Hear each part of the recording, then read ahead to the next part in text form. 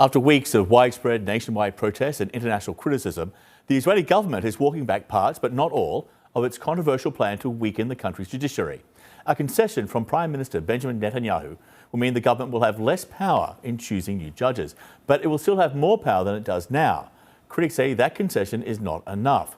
Opposition leader Yair Lapid says the reforms would never be accepted. The moment the change to the Judicial Appointments Committee passes, we will appeal against it at the Supreme Court. The base for the appeal will be simple. If this law passes, Israel stops being a democratic state. We will not allow this to happen. The liberal camp is simply unwilling to live in a non-democratic state. The Netanyahu government is hoping to pass the judicial selection bill before the Passover holiday begins in 2 weeks. But the rest of the controversial changes would then be taken up late next month at the beginning of the new session of the Knesset. Concern over the financial health of the banking sector in the US continues, with another bank in trouble. Despite $100 billion in loans and credits from the world's largest banks, First Republic Bank continues to be under pressure. Its stock price falling more than 45% to another record low on Monday. And S&P Global downgraded it for a second time within a week. The Wall Street Journal reporting the rival banks, led by JP Morgan, are working on yet another rescue plan for First Republic. Despite the plan by fellow Swiss bank UBS to buy out their troubled rival for $3.2 billion, Credit Suisse shares were nearly 56% in the red. But US stocks closed higher on Monday.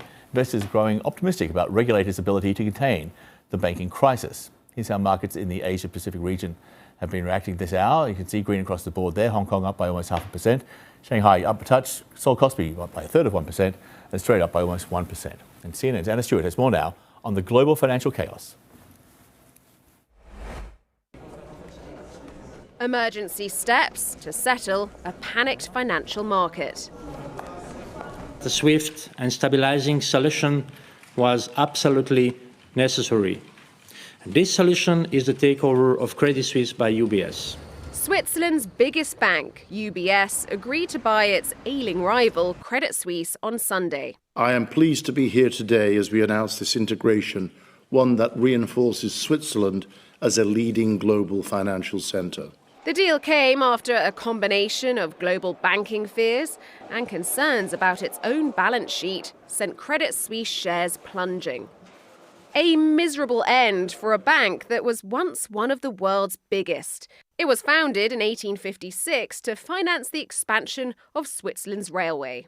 The last few years have been particularly fraught. Its former CEO, Tidjani Thiam, had to resign in 2020 after 2 spying incidents, amid claims of surveillance carried out on former executives. Thiam said he had no knowledge of those efforts at the time. A year later, it lost billions after the collapse of the hedge fund Archegos. Then, in 2022, Credit Suisse recorded its worst loss since the financial crisis in 2008 and was fined $22 million after a Swiss court found it guilty of failing to stop the laundering of Bulgarian drug money. It's left the normally staid world of Swiss banking reeling. It's also a kind of a sentiment of maybe shame as well that they didn't succeed, and maybe also of anger, because this has been discussed about for quite some time, and a lot of people said just keep your house in order and get things done, but that it has to be done in that way is quite a shock for a lot of people.